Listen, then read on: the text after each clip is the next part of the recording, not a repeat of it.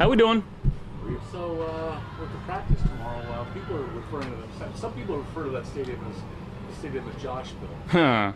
What are you looking forward to going to the stadium that Josh built? I didn't build it. I lived there. If you guys remember the video a while back, I lived there for a few weeks. No, I mean I think that's it's really cool to be a part of a team that gets to play in the inaugural season at a new stadium, a stadium that was, I think, long needed here in Western New York. And I really don't know everything that went into building the stadium. I just know that we got a new stadium, and it's really nice, and we're very excited to be in there. And hopefully tomorrow we've got I'm assuming it's going to be a pretty good turnout.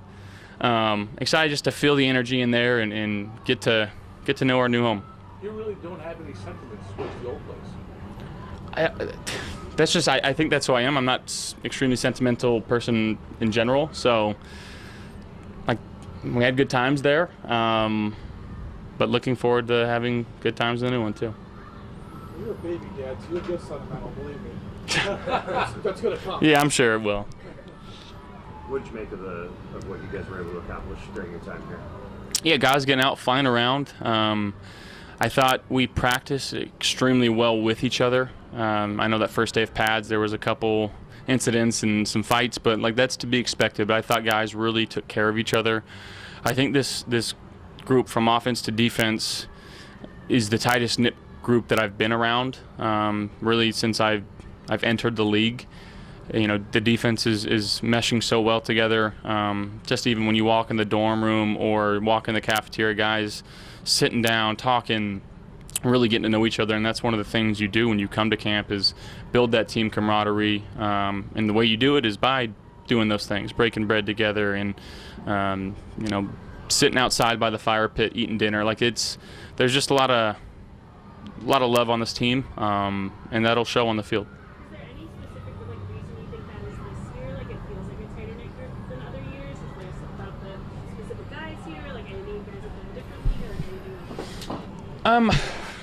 I think the guys that we brought in have been awesome. I think, you know, you get a guy like Bradley Chubb who's been around the league. He's played at a very high level for a very long time now.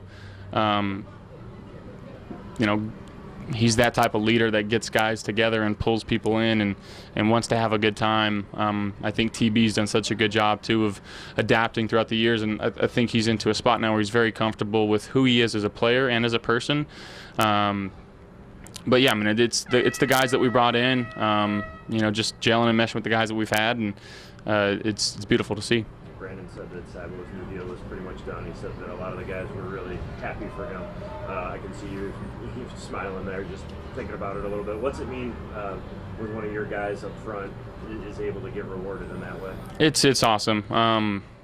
You know, it's not the reason you should play this game, but it doesn't hurt. You know, to make sure that the effort, the energy that you've put into something for so long to get rewarded, and to feel like you're taken care of, big you know, weight off your shoulders when that happens. He deserves every penny. He's been so steady for us the last few years. He's going to continue to get better. And again, Saibo's just that guy on the team where you ask anybody, I don't think anybody could say a bad thing about Osiris Torrance. And he's the ultimate teammate.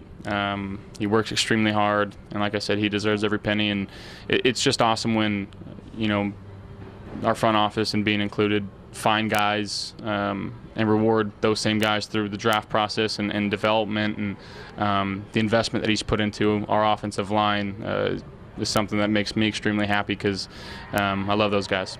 What have you seen from Josh Palmer? It appears he's feeling healthy and doing well out there. Yeah, he's moving very well. You know, getting in there and really trusting the guys, and I've got a lot of trust in him. You know, he continues to get better, and just continue building that relationship with him through routes on air and then live reps, as you saw today, going out there making big plays when we need it. So we're going to need to see more of that, and you know, he's been doing a great job. What's your impressions of Skylar? He's been out here, I mean, for an hour almost after practice, signing for fans and getting on the jugs machine. Like, what's been your impressions of him as a person? Yeah, man, he's a kid that really wants it. You know, he works extremely hard. He doesn't say a whole lot. He's got a really fun personality too when you're around him. You know, a lot of success in college, and he knows, you know, the opportunity that he has and the role that he's going to play on this team this year. But he's got to go out there and earn it, and I think that that's what he's doing right now. And I know that we've been putting a lot on his plate intentionally, and he's been handling it extremely well. So, you know, as we get closer to the season, you know, that kind of dies down. You kind of figure out, you know, what you're good, what you're not so good at, what we're going to ask you to do. And but he's been excelling really in any spot that we've put him in so far. So, yeah, he's just going to continue to learn. Based on what you've seen, slot or outside for him? What do you like? What do you think he does best, maybe at this point? I mean, I think it's tough to say. I think playing outside, he's got enough speed to do it, and I think in the slide he's got enough wiggle to do it. So he runs extremely crisp routes. You know, some of the downfield stuff he's really good at, and that probably pushes him a little more outside. And when you have a guy like Khalil, like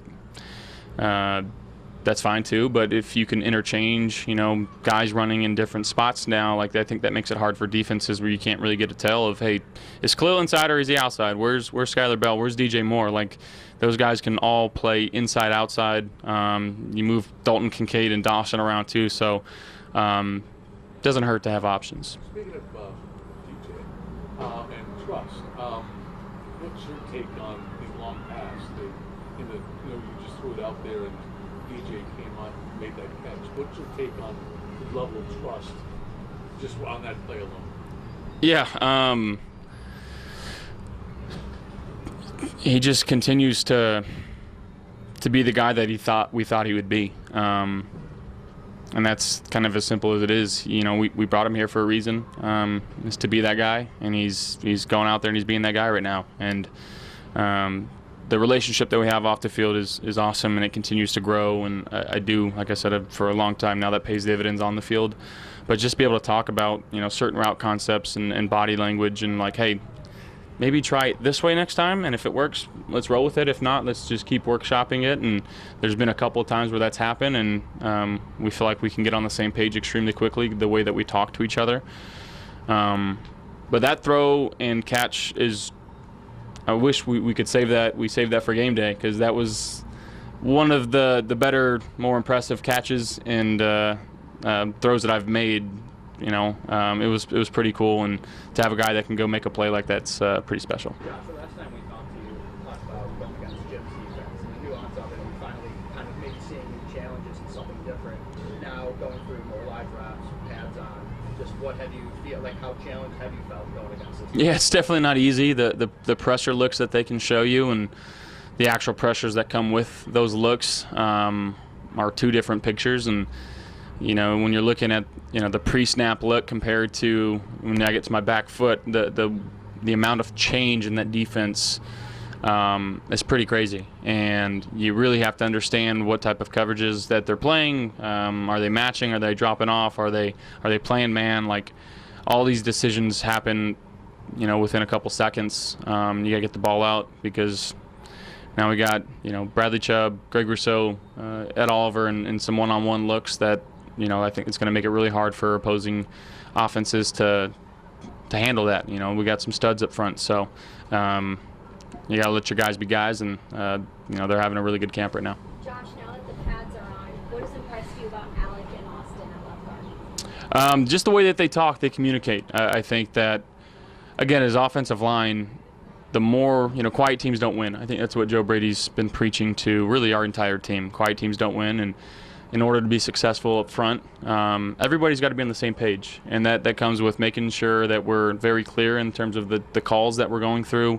I think the thing that has impressed me most about both of them, I think, is their football IQ, understanding the looks, and getting on the same page with everybody, relaying it out there to our left tackle, and making sure that everybody's on the same page.